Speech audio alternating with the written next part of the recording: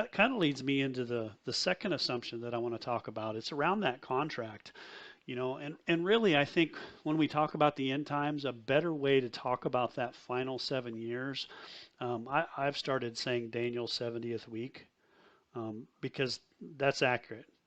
Daniel speaks of this final week that's going to happen in the future, and to associate it with tribulation, all with tribulation, is kind of a misleading. The other area where people often, I think, make a wrong assumption is about what the contract is going to be about.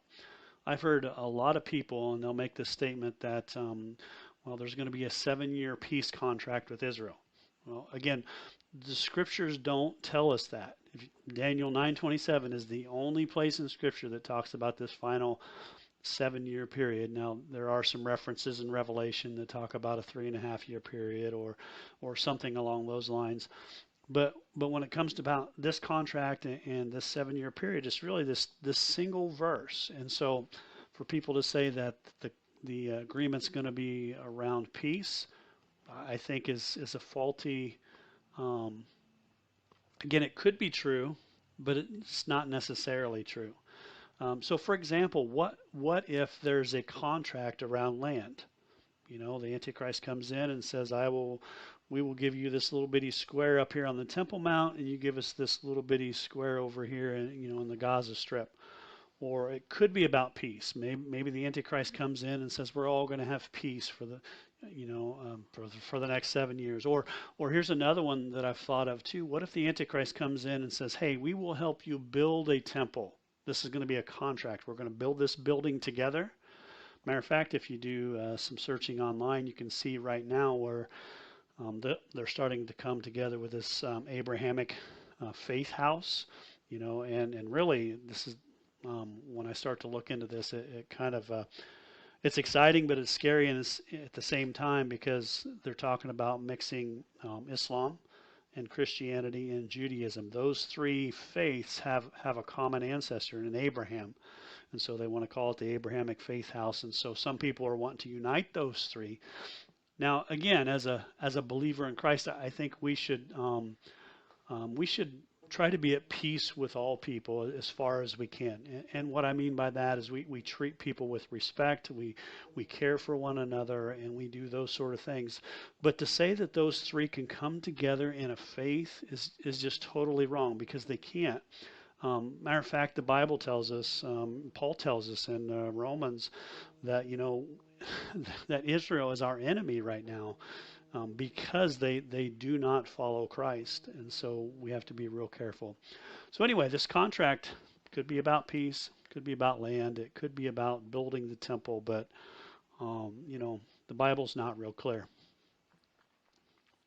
So just kind of to piggyback on that, the last point that you're making, it's weird to think about because yes, Judaism and Islam and Christianity, all three come from the same man, Abraham, but they're also all three pretty much exclusionary religions. Christianity believes Jesus is the only way. There's no others. Um, Islam, they respect Jesus as a prophet, but he is not the way. There's disagreements on a lot of stuff with his life. And then Judaism, a lot of Jews just believe that Jesus was some anti-Roman rebel, and so the central figure there is Jesus, and none of them, they can't agree on it. Now there are some Messianic Jews that do see Jesus as the Messiah, um, but you mentioned it could be a contract over land, and it got me thinking. I just pulled up here.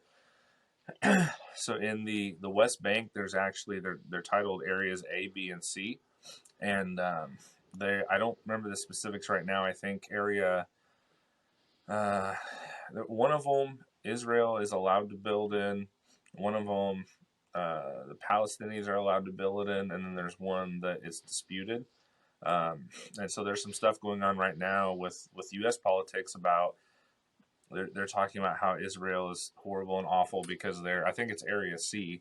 They're starting to build some more residential stuff there. But I mean, there's so many facets when it comes to the Middle East and everything that's going on there. I mean, we have no idea. There's tons of possible treaties and different things. It could be. It could be peace. It could be land. It could be. I mean, it could be about resources. It could be about military. I mean, there's Yep, tons of stuff exactly. that it could possibly be. I'd like to touch on one more, at least in this session, um, just kind of just around the idea Okay. of tribulation. We've talked about it a little bit before, and so there's a key verse that most pre-tribulation people hold on to, and I do as well. I think it's true, and it says that the church is not appointed to wrath, and so again, absolutely 100% believe that. And even in Paul's writings, he talks. If you look at what wrath means there, he's not talking about the wrath of going to hell or anything like that. He's talking about the wrath that is being poured out upon the world in the last days. And so this verse says we as believers are not appointed unto God's wrath. So there's an assumption that people often make, again, especially pre-tribbers, which I would classify myself if, the terminology, because I think we'll be raptured at the 7 year mark. Um, but but to say that wrath and tribulation are the same thing is faulty. As a matter of fact, I think you could make a very strong biblical case that Christians will go through tribulation.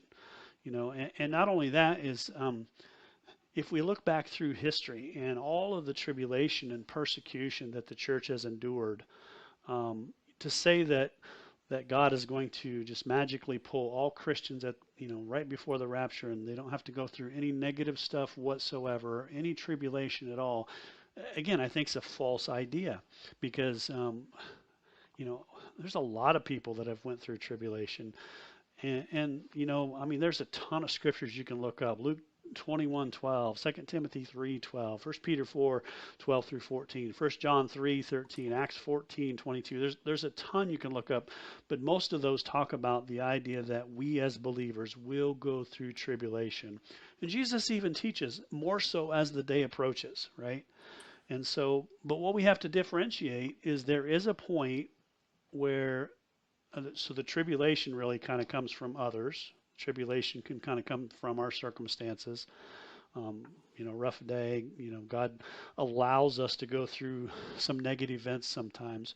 But the wrath of the last days that gets poured out is very specific. It is God's wrath. It is God's anger upon a couple things. Number one, Israel, because it has rejected Jesus, and so He is going to allow the Antichrist to persecute them, to pour wrath. That is a measure of His wrath, and also God's wrath is upon a world that has attacked Israel and a world that has rejected Jesus, and so wrath is way different than tribulation. So to sum that up. I think it's possible that we as believers, even as a pre-tribulation believer, we may go through a lot of tribulation.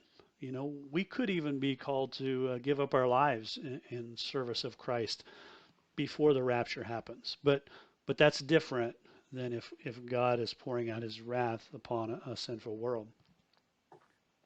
Yeah, I'd say looking back at history, it's almost, I don't want to say anti-biblical, but it kind of goes against what we see kind of displayed throughout the history of the church and in the Bible and things like that, to say that we're not going to face any type of tribulation or persecution. I think it's actually more likely that it'll be the opposite. Even, I don't know if this is a scripture you said. It's John 16. I don't know the specific verse, but Jesus says,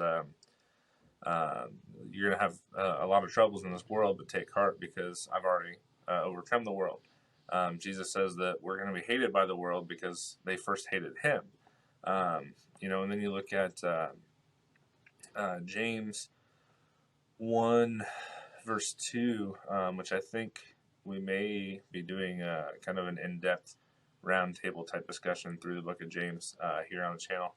But James 1:2 actually talks about consider it pure joy when you face tribulations, because that actually it produces steadfastness, and when steadfastness I'm gonna misquote it, but basically it shows that you're gonna persevere through the end. There's reward in that, and it kind of goes back to just the idea that there is there's there's something good that is produced inside of us, something good when we go through that refining process.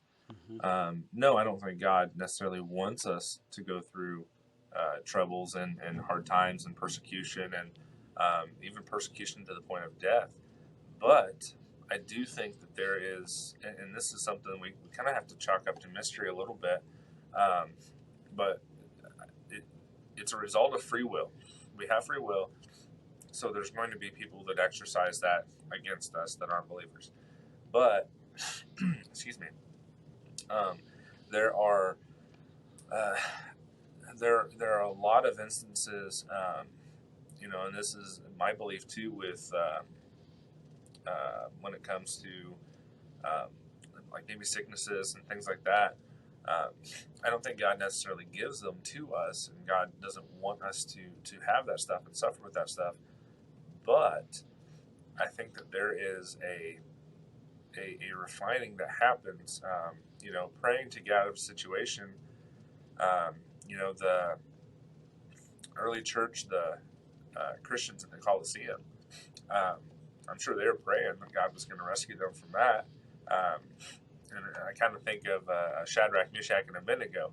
Going to the fiery furnace, like they say that we know our God can save us, but even if He doesn't, um, we're still not gonna bow down to you.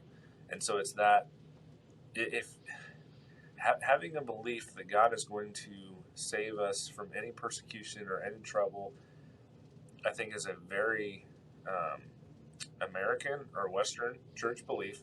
I don't think most of the rest of the world knows that that is not at all accurate.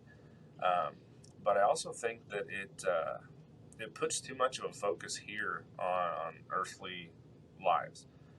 Um, you know, the what we have here in this life on earth is like nothing compared to eternity, and that goes for the benefits and the negatives. In Paul, I think it's in Corinthians. I'm probably wrong, but he says that he doesn't even consider his present troubles worth comparing to the glory that he will get in heaven. And I mean, Paul was going through some crap.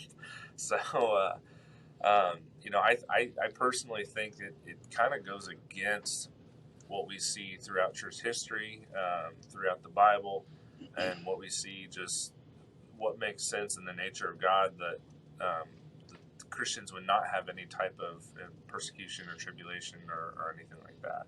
Yeah. Um, so what we can do, because I know we've kind of touched on 3 points here. I know you have some other ones. We can go ahead and wrap this one up, and we'll plan to come back for the other ones on another video. But just stopping right there, what do you think? Any closing thoughts you want to throw out there before we finish this video up, or maybe teasers for the next ones that are coming up? Actually, I was just thinking that same thing. Maybe a slight teaser, just to kind of give a little bit of a hint of the next one. But along those same lines, when we think that we Christians won't go through any tribulation, a lot of times we like to pack everything into the 7 years. And so Daniel has the 7 year period, and we want all of Revelation to fit in there.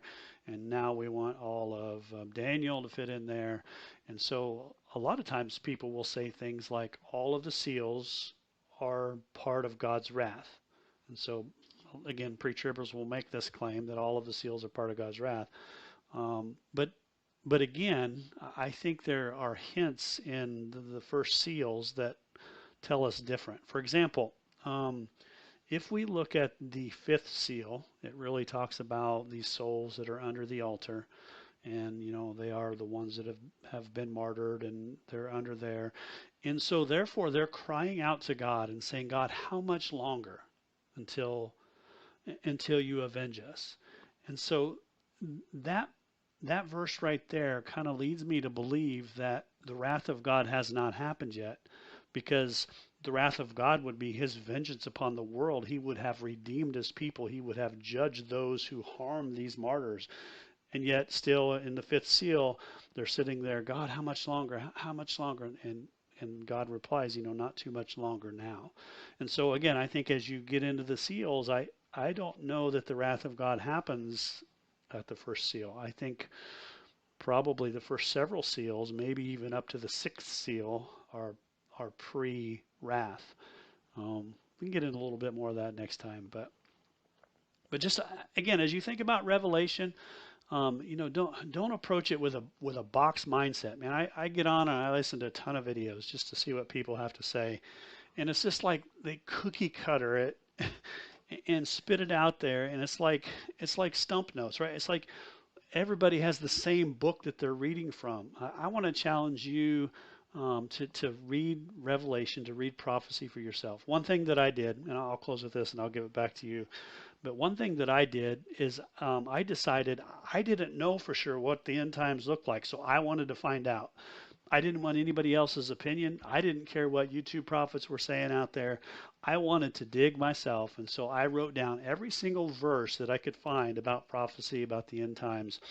Um, and you can even ask my son. I've got charts at home where I drew out Revelation on, and I taped pieces of paper together in 6 and 7 sheets of paper long, drawing out the entire timeline of Revelation. And then I look into Joel 2, and I add a verse here, and Joel 3, and I add a verse at the other end. And um, I want you to explore that for yourself. Don't take a cookie cutter approach.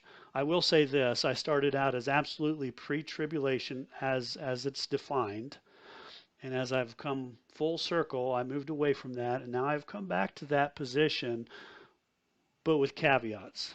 Again, I don't want to call the entire 7 years tribulation, and I think some of the seals could stretch out before the seven, but I do think we will be raptured at 7 years before, and that's a whole different topic. We could talk about the wedding feast and the marriage, the Jewish wedding feast, and how it relates to 7 years. And so, but anyway, I'll hand it back to you. Fun stuff to talk about. It is. It's interesting. There's a lot of stuff there to dive into. I'll wrap it up. So if you guys are watching this, we've got several videos out now already. Um, just make sure if you're liking the content we're bringing, we're all about trying to just help disciple people, help you get into the Bible, help you read, gain understanding for yourself. Not necessarily tell you what to believe, but to kind of show you how to get to what you should believe. But we've got several different social media links. I'll have them linked in the description, and you can also find them on the banner of our YouTube channel. We do have a merch shop you should go check out. We have some, I think, some pretty great stuff, but I also designed all of it myself. And if you're a theology nerd, you'll like several of them that are in there. We've also got basicallybiblical.com. It's a website.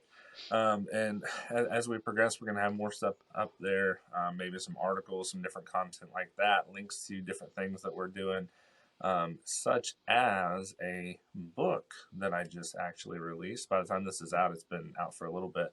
But we do have an ebook available, paperback available, and maybe by the time this is released, we'll have audiobook available. And I know I've got a couple other ones I'm working on. Terry's got a couple of them that he's working on. And so anything like that we're doing, we're going to put out there. If you like what we're doing, just go maybe the merch shop or get a book or, support somehow. We're not wanting to make money off the content we're putting out here. We want to make it free and available for anybody to get. So if you like that, subscribe, give the video a thumbs up, and we will be back with more content before you know it.